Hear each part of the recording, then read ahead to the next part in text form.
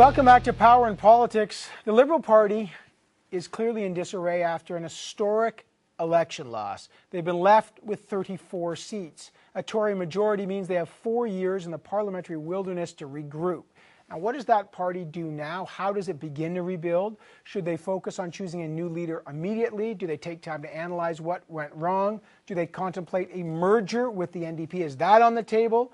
Splits within the party are already beginning to show. Some Liberals want a merger, some don't. They want to rebuild. Alfred Apps, who's the president of the Liberal Party, put out a letter about less than an hour ago telling all Liberals to take some time, that they need to rebuild after an emotional and historic loss. I have Ralph Goodale standing by, but I want to start with another Liberal MP with a different view, Jim Karygiannis. He's in Toronto. Thanks so much for being here, Mr. Karygiannis. Thank you for having me on your show. Tell us exactly, you've been pretty vocal in your criticism before, saying that your party's been too focused on the leader's office and not enough about the grassroots. In the wake of what has happened to the Liberal Party in this election, what would you like to see going forward? Well, look, we got hit with a tsunami, and the people that had a base built around it and that had a wall built around, were able to survive. I'm one of those people that I have had, I had the fortune not to be swept away. But in talking to colleagues across Toronto today and some people across the country, some members of Parliament are really hurt, and some of them didn't foresee it coming. Unfortunately, this election, Mr. Ignatieff was pegged into a round hole, and it was all about Mr. Ignatieff. And every door we were knocking on, it was like, I like you, but I don't like your leader. I like you, but I don't like your leader. In speaking to one colleague today that lost massively, he said, I only had 4 people that told me they liked the leader. So the focus should not be on the leadership itself. The focus should be on all the members of the party. You can't play hockey in a hockey team and only have 20% participation. Either you're all on the same hockey team, or if you're not worthy to be on the hockey team, they should come and tell you, get off the hockey team. The hockey team was 76 members. Unfortunately, not everybody played hockey. Not everybody was on the ice at the same time. So if you're playing hockey and you've got the hockey team, you got to utilize all your members. But were you on the same team then? I mean, you had a leader, Michael Ignatieff. Did you not, I mean, I'll just use your metaphor, were you not playing on the same line as him? I was playing on the same line with Mr. Ignatieff, but when you have 20% of the team asking 70% of the questions that it was pointed out time and time again, well, is that full participation? We need to have full participation. Well, what was the problem with him? What were the key criticisms?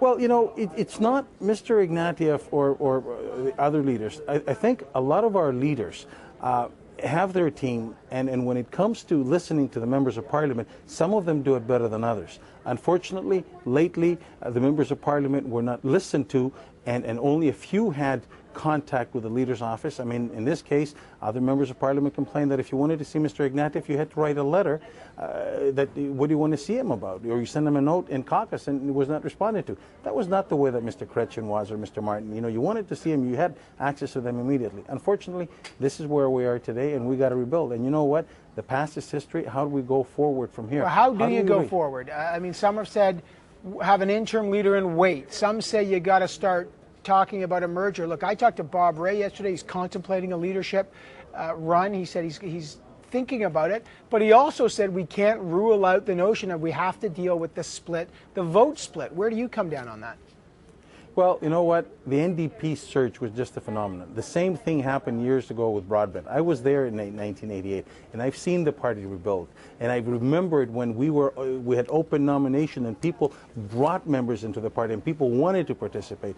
Well, we got to get the party away from the appointments that have been done in the last few years, and if because the leader likes you, he appoints you into a riding. Well, we got to get away from that. We got to make sure that people are able to participate in the nomination races. We got to rejuvenate the membership and bring the members back in.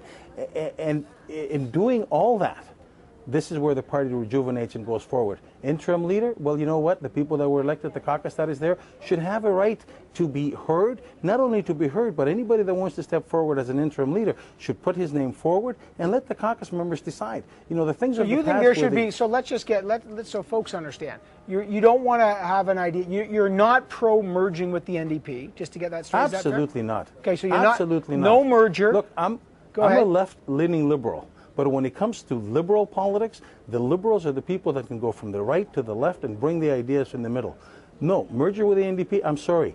I seen what happened last time. There were secret talks. Members were not allowed to listen. The people were not consulted, and look where it got us. Instead of getting us forward, get us backwards. The Liberal Party is a strong party in Canada. Yes, we lost some people. Matter of fact, we were pulling vote out for the NDP because, you know, in the last 2 weeks, people started to shift to the left. Well, guess what, folks? The Liberal Party is going to get stronger. People are going to come back to the Liberal philosophy. Okay, so let's get, just quickly, first of all, so you think there should be a leadership race immediately? No. I think that the interim leader, whoever she or he might be, should be elected by caucus, should not be appointed.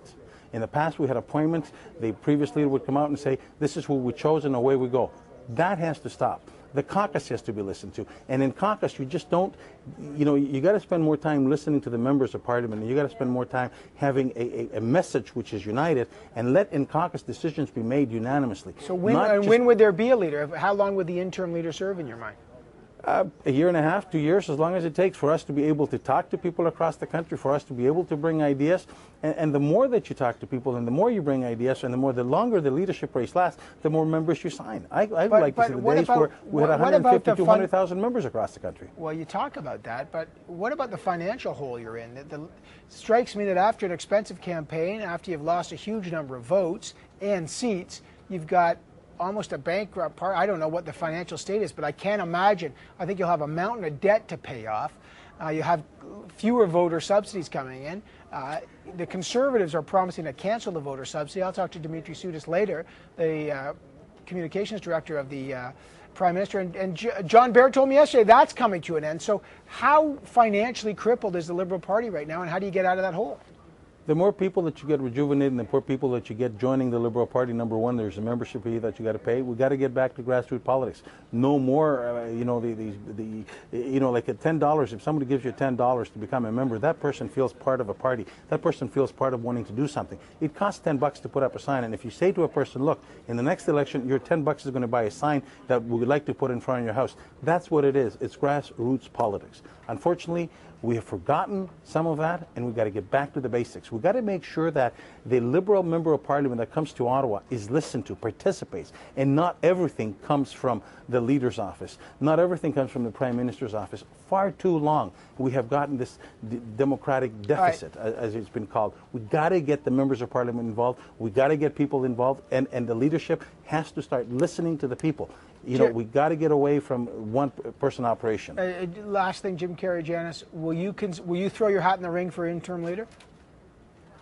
You know what? There's a lot of capable people. There's 35 of us, and any one of us can stand up and say, "I'd like to run for interim leader." So myself plus another 34, 35 members. I know two of our members are being contesting their results, Mr. Wisniewski and Rhoda, and I've offered to help them. But you know what? We all have to work together, and all of us have to decide who it is, not just one person, and not just the leader's office. All right, there's that grassroots approach from Jim Karygiannis, Liberal MP for Scarborough Agincourt. Good to have you back. We look forward to seeing you in Ottawa.